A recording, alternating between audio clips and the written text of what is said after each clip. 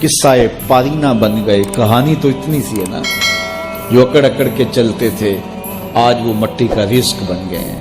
جو اپنے بدن پہ چٹکی مٹی بھی نہیں پڑنے دیتے تھے آج ان کے کفن بھی تار تار ہو گئے.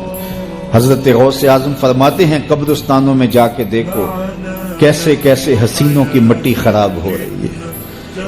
اللہ اکبر. بدن خاک میں مل گئے, ہڈیاں چور چور ہو گئی, ریزہ ریزہ ہو گئی. قبروں کے نشان بھی مٹ گئے, کتبے بھی ٹوٹ گئے. مٹ گیا مشتاق دل سے رنگے یاد رفتگاں, پھول مہنگے ہو گئے قبریں پرانی. کون کسی کو یاد کرتا ہے؟ اور اسی طرح ہم مل کے مٹی کا رزق بننے والے ہیں, لیکن کوئی ایسا کام چھوڑ جائیں گے, اپنے رب سے جڑ جائیں گے, اپنے رب کے بندوں سے جڑ جائیں گے, رسول کریم کے دامن کو تھام لیں گے, تو پھر موت بھی مرنے نہیں دے گی. پھر سر خرو اور سر بلند ہوں گے, پھر عزتوں کے تاج سروں پہ رکھے جائیں گے, وقار کی مسند پہ بٹھائے جائیں گے. فقیر نام تنا دا باؤ قبر جنا دی جیوے ہو. پھر قبروں پہ بھی چراغاں ہوگا جب ہم ان سے جڑ جائیں گے. تو یہ مختصر زندگی کی تمام تر لطافتوں کے حصول کے ساتھ گزرنی چاہیے. کتنے نوجوان ہیں جنہوں نے اپنی توبہ کو مؤخر کیا تھا بڑھاپے کے لیے, اور آج قبرستانوں میں دفن ہیں. آپ جا کے قبرستانوں میں دیکھیں, وہ سوچتے تھے کہ ابھی تو جوانی ہے, جوانی سے لطف اندوز ہو لیں, بڑھاپے میں توبہ کر لیں گے. لیکن بڑھاپا نہیں آیا, موت آ گئی. موت تو برحق ہے, یہ تو آ کے رہنی ہے, لیکن بڑھاپا لازمی ہے کہ ضروری آئے. حضرت امام غزالی نے ایک بڑی خوبصورت بات لکھی, فرماتے ہیں معاشرے میں نظر دوڑا کے دیکھو, زیادہ بچے ہیں, زیادہ جوان ہیں یا زیادہ بوڑھے ہیں؟ تو کہا آپ کو بچے زیادہ ملیں گے. ہر گھر میں دیکھ لیجیے, بچے زیادہ ہوں گے, جوان ان سے کم ہوں گے, بوڑھے ان سے کم ہوں گے. تو اگر بوڑھے تھوڑے ہیں, جوان زیادہ ہیں, تو غزالی فرماتے ہیں پھر بات سیدھی سیدھی ہے, بڑھاپے تک کوئی کوئی پہنچتا ہے, زیادہ جوانی میں چلے جاتے ہیں. اور کہا کہ اگر جوانوں سے بچے بھی زیادہ ہیں تو پھر اس کا مطلب بھی سیدھا سیدھا ہے کہ جوانی تک سارے نہیں پہنچتے, بہت بچپن میں چلے جاتے ہیں. غرہ کس پہ, ناز کس پہ, غرور کس پہ, تکبر کس پہ. تو یہ مختصر زندگی جو اللہ کی امانت ہے, اس کو اللہ کے نام پہ گزارو. جو بیت گئی وہ بیت گئی, وہ تو منہا ہوگی زندگی سے. تو مجھے رات سے کچھ لوگ میسج بھیج رہے ہیں کہ آج 16 مارچ ہے اور آپ کا پیدائش کا دن ہے, مبارک ہو, اللہ سب کو جزا دے. لیکن میں آج اپنی چھوٹی بیٹی کو بھی کہہ رہا تھا, وہ مجھے بولی کہ ابو آپ کو مبارک ہو. تو میں نے کہا کہ آپ ہاتھ اٹھا کے اللہ کی بارگاہ میں دعا کرو کہ اللہ آپ کے باپ کے 46 سال کے گناہ معاف کر دے. یہ تو زندگی گزر گئی ہے, 46 سال میرے ہاتھ سے نکل گئے ہیں, میں الٹا بھی لٹک جاؤں تو یہ میرے ہاتھ نہیں آ سکتے. اگر میں نے اچھے گزارے ہیں تو مجھے مبارک ہو اگر قبول ہو گئے ہیں, اور اگر اچھے نہیں گزرے تو مجھے توبہ کرنی چاہیے, زندگی کی کوتاہیوں سے توبہ کرنی چاہیے. ہم سمجھتے ہیں ہم بڑے ہو رہے ہیں, حقیقت میں ہم چھوٹے ہو رہے ہیں. ہم اپنی زندگی کے اہداف طے کریں, زندگی کے مقاصد طے کریں, ساری زندگی اس کے گرد سفر کرنی چاہیے. کئی لوگ ساری زندگی گزار دیتے ہیں, ان کو ساری زندگی راستے نہیں ملتا کہ جانا کدھر ہے. وہ کیوں؟ وَأَضَلُّ السَّبِيلَ. اللہ فرماتا وہ بھٹکے ہوئے مسافر ہوتے ہیں. اللہ سے راستہ مانگو, آہستہ چلو, لیکن منزل کا تعین کر کے بڑھو, بڑھتے رہو, منزل تمہارا استقبال کرے گی. آج مشکل ہے تو کل آسانیاں ہوں گی. تو یہ زندگی تیزی کے ساتھ کٹ رہی ہے, لمحہ لمحہ میں اور آپ موت کے قریب ہو رہے ہیں. قبل اس سے کہ وہ وقت آئے کوئی حجت باقی نہ رہے, مجھے اور آپ کو اپنی آخرت کی تیاری کی کوشش کرنی چاہیے. کتنے لوگ تھے جو ہمارے ساتھ چلتے ہوتے تھے, آپ ذرا اپنے ذہن پہ زور دیں.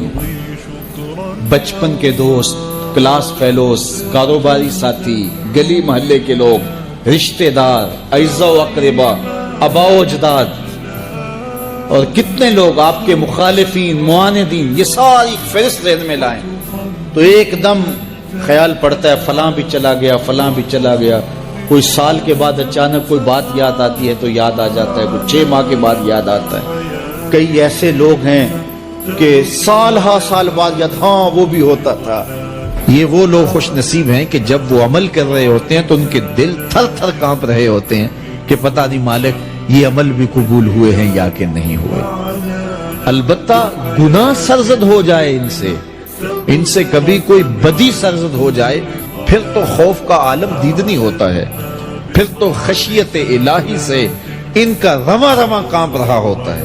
حضرت سیدنا عبداللہ ابن مسعود رضی اللہ تعالیٰ عنہ فرماتے ہیں کہ مومن اگر گناہ کر بیٹھتا ہے تو اس کی کیفیت یہ ہوتی ہے جیسے پہاڑ کے نیچے آ گیا ہے کہ ابھی پہاڑ اس کے اوپر گر پڑے گا، اور وہ جلدی سے اپنے بچاؤ کی تدبیر کرتا ہے۔ تو گناہگار کی یہ کیفیت ہے جو مومن گناہگار ہے، جب وہ گناہ کر بیٹھتا ہے تو پھر وہ ڈرتا ہے، جلدی سے توبہ کرتا ہے، اللہ کو منانے کے لیے چیختا ہے، چلاتا ہے، ہاتھ جوڑتا ہے، معافیاں مانگتا ہے، سجدے کرتا ہے، آنکھوں سے آنسو چھم چھم ٹپکتے ہیں، مالک مجھ سے گناہ ہو گیا، میرا گناہ معاف کر دے۔ یہ مومن کی کیفیت ہے۔ وہ بے چین ہو جاتا ہے کہ اس کی تلافی کیسے ہو، مجھ کو معافی کیسے ملے، رب راضی کیسے ہو، میں اس کی نافرمانی کر چکا ہوں، اس کے حکم کو توڑ چکا ہوں۔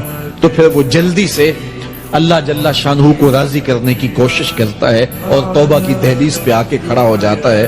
اور بندہ جب توبہ کرتا ہے تو اللہ تعالیٰ جل شانہ یہ نہیں دیکھتا اس نے جرم کیا کیا ہے، اللہ دیکھتا یہ میری دہلیز پہ آ گیا ہے، توبہ کے ایک آنسو سے اللہ پچھلے سارے گناہ معاف فرما دیتا ہے۔ اور منافق کی کیفیت کیا ہے؟ جب وہ گناہ کرتا ہے تو اس کی کیفیت یہ ہوتی ہے جیسے بدن پہ مکھی آ بیٹھی اور اس نے ہلکے اشارے سے اڑا دیا۔ اب مجھے بتائیے سویر سے لے کر شام تک کتنی دفعہ ایسا ہوتا ہے کہ بدن پہ مکھی بیٹھتی ہے اور ہم ہلکے اشارے سے اسے اڑا دیتے ہیں، لیکن ہمیں شام کو یاد بھی نہیں ہوتا کہ آج کتنی مرتبہ ہم نے اپنے بدن سے مکھی اڑائی تھی۔ اب اس آئینے میں اور آپ اپنے آپ کو دیکھ سکتے ہیں کہ ہم کہاں کھڑے ہیں۔ سویر سے لے کر شام تک کتنے گناہ کیے، شام کو سوتے ہوئے دماغ پر دل پر کوئی بوجھ نہیں ہوتا کہ آج اتنی نمازیں چھوٹی، آج اتنوں کے دل دکھائے، آج اتنوں کی غیبت کی، آج اتنوں کو گالی دی، آج اتنا حق غصب کیا، آج اتنا ٹیکس چوری کیا، آج اتنی رشوت لی، آج اتنی زیادتیاں کی، آج اتنا جھوٹ بولا۔ سویر سے لے کر شام تک اتنا کچھ ہوا، لیکن شام کو چین سے سو گئے، آرام کی نیند سو گئے، کوئی دماغ کے اوپر بوجھ نہیں ہے، کوئی دل کے اوپر بوجھ نہیں ہے کہ ہم نے اتنے گناہ کیے آج سارا دن میں۔ تو اگر یہ کیفیت ہے تو پھر یہ نفاق اندر اتر گیا ہے اور اچھی طرح رچ بس گیا ہے۔ لیکن اگر زندگی میں کبھی کوئی خطا، کوئی غلطی سرزد ہوتی ہے تو اس کا بوجھ، اس کی ندامت بے چین کر دیتی ہے، زندگی کا لف و نشر غیر مرتب ہو جاتا ہے، جینا مشکل ہو جاتا ہے، تباہ پہ بوجھ ہوتا ہے۔ تو پھر اللہ کا شکر ادا کریں اور اس کے حضور رجوع کریں۔ اگر وہ کیفیت ہے پھر اللہ سے توبہ کریں اس بات کی کہ ہمارے اندر نفاق اتر گیا اور ہمارے من ستھرے نہیں رہے، گناہ پر گناہ کرنے کے باوجود بھی ہمیں کوئی فرق نہیں پڑتا۔ ایک حدیث میں آتا ہے جب کوئی شخص گناہ کرتا ہے تو گناہ کرنے کی وجہ سے اس کے دل پر ایک سیاہ نقطہ لگ جاتا ہے، اگر وہ فوراً توبہ کر لے تو وہ نقطہ مٹ جاتا ہے اور دل شفاف ہو جاتا ہے، لیکن اگر وہ توبہ فوراً نہیں کرتا تو نقطے کے ساتھ ایک نقطہ دوسرے گناہ سے پھر پڑ جاتا ہے، حتیٰ کہ وہ پھیلتا رہتا ہے اور گناہ ہوتے جاتے ہیں۔ ایک وقت ایسا آتا ہے کہ پورا دل سیاہ ہو جاتا ہے، اور جب پورا دل سیاہ ہو جائے تو پھر گناہ اور نیکی میں کوئی فرق